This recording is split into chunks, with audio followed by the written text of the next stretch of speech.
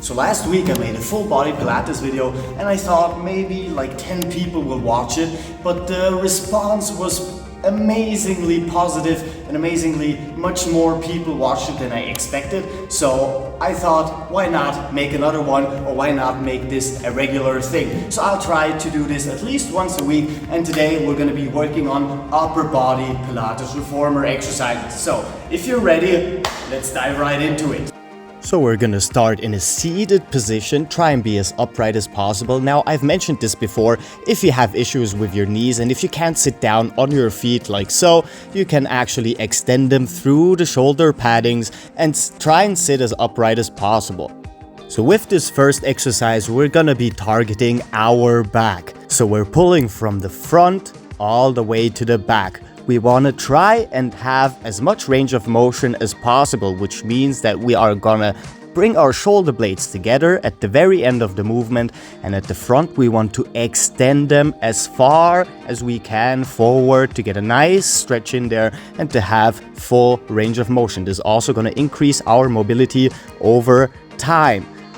Now, with all these exercises, I advise to go for 90 to 120 seconds or 2 minutes for each exercise. That's how I do it. If you want to go for repetition, or if you want to go for heavy weights and try and do some hypertrophy work, that's totally up to you. Moving on to the second exercise, we're gonna move upward instead of sideways, which means that we have to try and stay more upright and not fall backwards to compensate with our back. So our rear delts are isolated a little bit more. The next movement pattern is going to be a rowing motion, and once we are at the very end of the rowing motion, we're going to extend our arms into a triceps extension. The combination of rowing and extending our arms backwards is perfect for targeting all the muscles in our posterior chain. Now, seeing it from the front here, you want to try and have as much range of motion in your shoulders as possible. I'm trying to extend them forward, and when pulling backwards, I am pulling my straight arms back as far as I can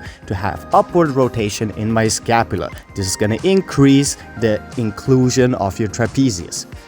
Now, here is the interesting thing. With the coming exercises, when we isolate one side from the other, we want to try and keep the same amount of resistance that we had in the first exercise, which means it's going to be a lot harder, especially when we try to keep the rotation in our upper body to a minimum, so we do not compensate too much with our back musculature and have more core inclusion.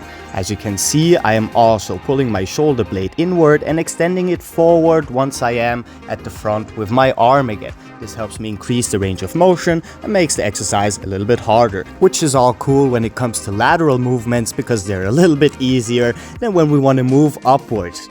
Again, keep your arm fully extended, have the full range of motion, and try not to compensate by leaning backwards. It happens automatically. It sometimes happens to me, and I really have to take care of that. Try and stay as upright as possible and pull with your arms fully extended using the full range of motion. If necessary, you can reduce the resistance. Of course, we're gonna do the same thing with every exercise. So the rowing motion and the triceps extension in one single movement. We also want to do that with one arm. Try and keep the rotation in your upper body to a minimum. You can, if you want to, include some more oblique work, of course, and increase the rotation, but I find a stricter movement helps me isolate the muscles in my back a little bit better. And this will conclude the exercises that we are doing for our posterior chain, because we've already targeted pretty much every single muscle in our back and in the backside of our arms. Now we have to turn around to target the antagonists, basically the front side of your body, starting out with a chest exercise. This is basically the antagonistic movement to the first exercise we had. Increase the range of motion as much as you can by pulling your shoulder blades together at the back, and at the front of the movement, pull your shoulders forward. Keeping your arms extended will also help include a little bit of your biceps and more of your shoulder, and is also going to increase your flexibility over time, which is an amazing bonus, I'd say.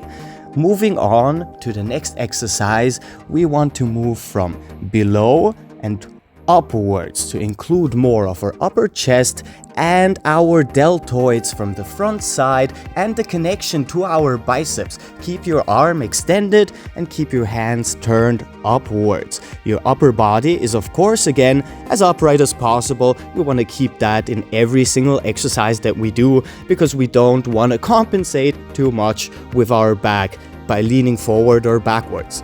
Now, for this exercise, you can and you should probably reduce the resistance because we are doing internal rotations for our rotator cuffs. Now, the musculature we want to train is really small, but is really important. So reduce the resistance, and by moving backwards, you have a little bit more of a stretch into an external rotation, which is gonna, of course, increase your range of motion over time in the external rotation. And then we move internally with the exercise itself. Once again, we have reached the point where we move one-sided, keep the rotation in the upper body to a minimum, and from side to side using the full range of motion by pulling your scapula, your shoulder blade all the way back and pulling your other shoulder all the way forward with the next movement. Switch sides and repeat that. We're still doing 90 seconds to 2 minutes per exercise. You can take a short break in between, but I find if you have the right amount of resistance in the exercises, you're not supposed to need a break because we are switching muscle groups, even if it's just a little bit. As for how much resistance, if you go for 50% of your 1 repetition max, meaning if you can do 50 kilograms, just 1 repetition, taking half of that will get you through the entire exercise range without needing a single break. But this is more muscle endurance oriented and rehabilitation oriented. If you want to go for actual hypertrophy, meaning increasing muscle mass actively, you want to go for increased resistance, 80% of your 1 rep max, and try to do 4 to 8 repetitions per set. So instead of doing 1.5 to 2 minutes, you will just do 8 repetitions maximum per exercise. And with that, we've finished the workout routine for today. So, and that's basically it for me for today. As you can see, I have a whole class waiting for me here. So that's going to be tomorrow's yoga session. If you want to join us there, I'll be uploading it tonight. Hopefully it'll be done by tomorrow. Thank you all for tuning in, and I'll see y'all tomorrow because new videos every day. Captain Cairo, peace out.